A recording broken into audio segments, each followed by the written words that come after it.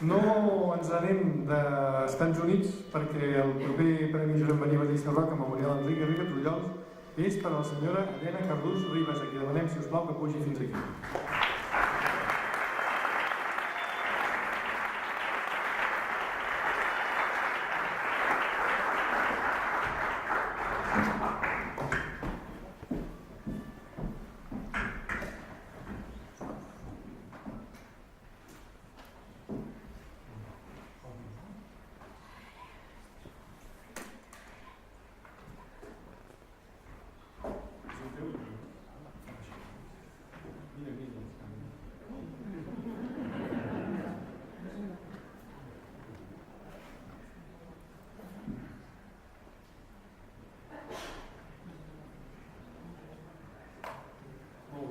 Després les podreu veure, les plaques tenen el seu encant, no les heu vist encara, no ens estan veient ara, però tenen el seu encant. Molt bé.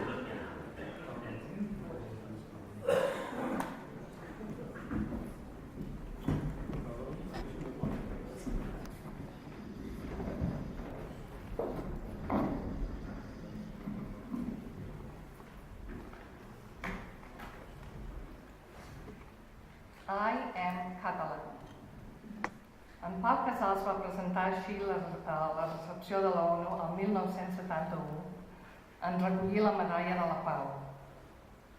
I avui, que sóc jo qui rep un premi, vull retre homenatge a tots els catalans que per més d'una generació són fora de la nostra estimada terra. Som catalans i fem història.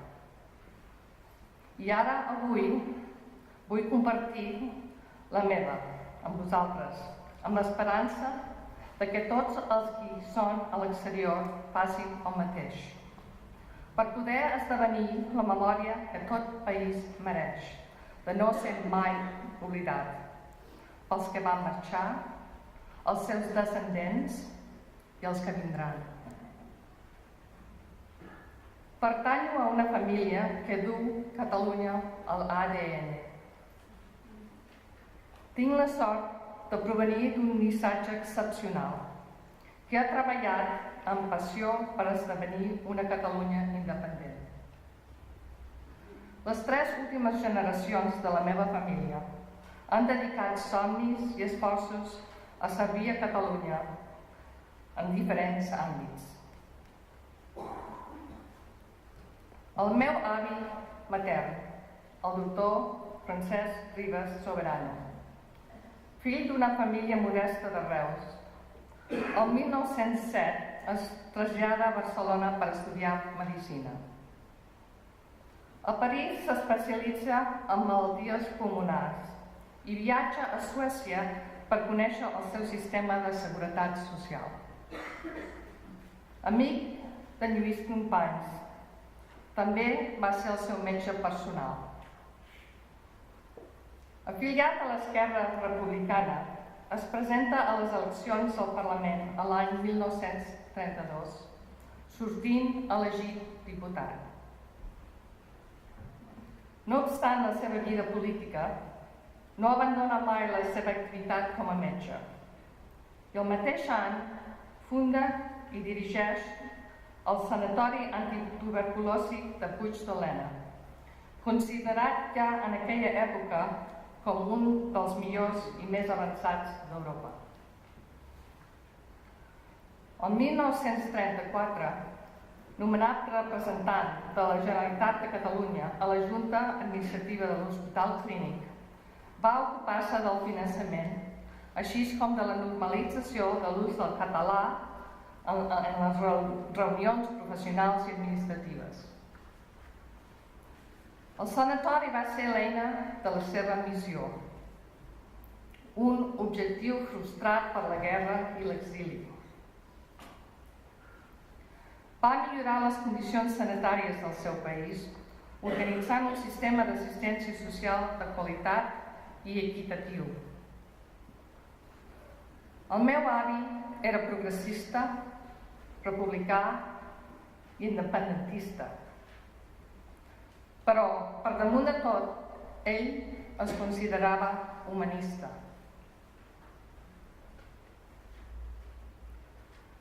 El meu avi patern, en Jaume Cardús Reig, treballador mercantil i sindicalista català, president de la Joventut Catalanista del 1916, fou militant del CATSI, associació política i social fundada el 1903 a Barcelona.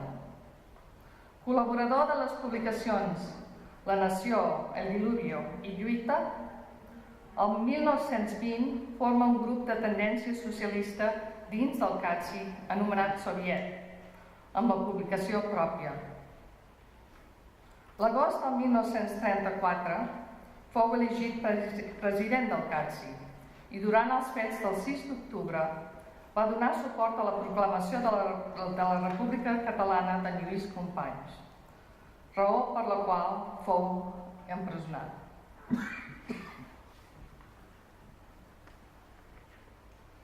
El meu pare, el doctor David Cardús Pasqual, cardiòleg i matemàtic, va ser pioner en l'estudi dels efectes físics dels viatges espacials en els éssers humans, formant part, el 1958, del primer programa espacial de la NASA, Project Mercury.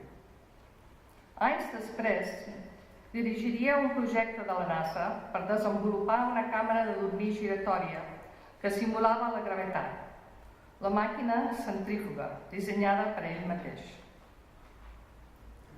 Va rebre reconeixement de Catalunya mitjançant guardons com la medalla Narcís Monturiol, el doctorat honoris causa de la Universitat Autònoma de Barcelona i la Creu de Sant Jordi de la Generalitat, entre altres. Científic i humanista, va fundar diverses entitats culturals i científiques, destacant l'AICS, American Institute for Catalan Studies, i la NAFCA, North American Federation of Catalan Associations, per consolidar els casals dels Estats Units i Canadà. La meva mare, la Francesca Ribas Rodríguez, guanyadora del Premi IPEC del 2004, amb la carrera de Química Farmacèutica, va ser una gran companya i col·laboradora primer del meu avi i després del meu pare. Durant 20 anys va dirigir el laboratori on es realitzaven les proves d'estudis cardiovasculars. Al finals dels 70, amb el meu pare, vàrem fundar l'AICS, el primer casal dels Estats Units amb caràcter social i cultural. Tothom la coneixia per la seva alegria, el seu sentit de l'humor, la seva senzillesa, generositat, però sobretot pel seu gran amor per Catalunya, amb l'esperança de veure-la independent. Jo vaig néixer a Barcelona durant els primers anys de la postguerra, emigrant als Estats Units als 6 anys, tornant sovint a Catalunya, als estius i gaudint de les meravelloses estades amb els meus estimats avis, tiets, germans i cosins. En viure a Mèxic durant 8 anys, vaig tenir l'oportunitat d'involucrar-me en una comunitat catalana forta i dinàmica, que havia emigrat durant la Guerra Civil Espanyola.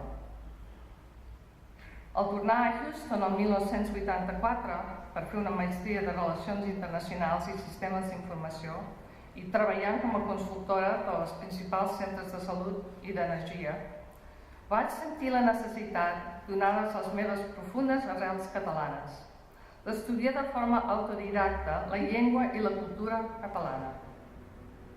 El 1998 vaig oferir-me com voluntària de l'AICS com a directora del Comitè de Joventut. Des del juliol del 2003, ja com a presidenta de l'entitat i amb una junta directiva molt forta i efectiva, hem desenvolupat nous programes i activitats amb especial cura per l'obtenció del finançament per als diversos projectes culturals, així com el disseny i l'administració de les nostres xarxes socials, culminant amb la publicació trimestral en anglès i català de la nostra revista Catalònia, per donar a conèixer Catalunya en tots els seus àmbits. Desitjo poder dur a terme la tasca d'honor i promoure la meva estimada Catalunya amb el mateix amor i la devoció que els meus avantpassats, acompanyada dels meus principals i fidels col·laboradors, la Maite Duarte, en Jordi Guillem, la Rosalind Smith, els membres de la Junta del FIEC i tots els seguidors de la nostra lluita democràtica.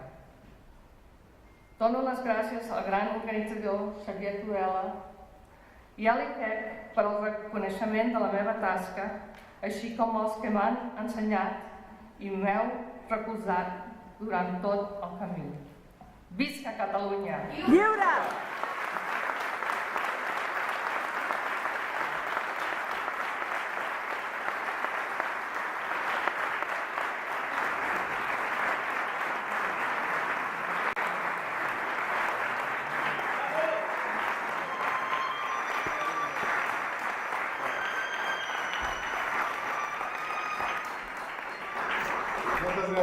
Moltes gràcies, Elena.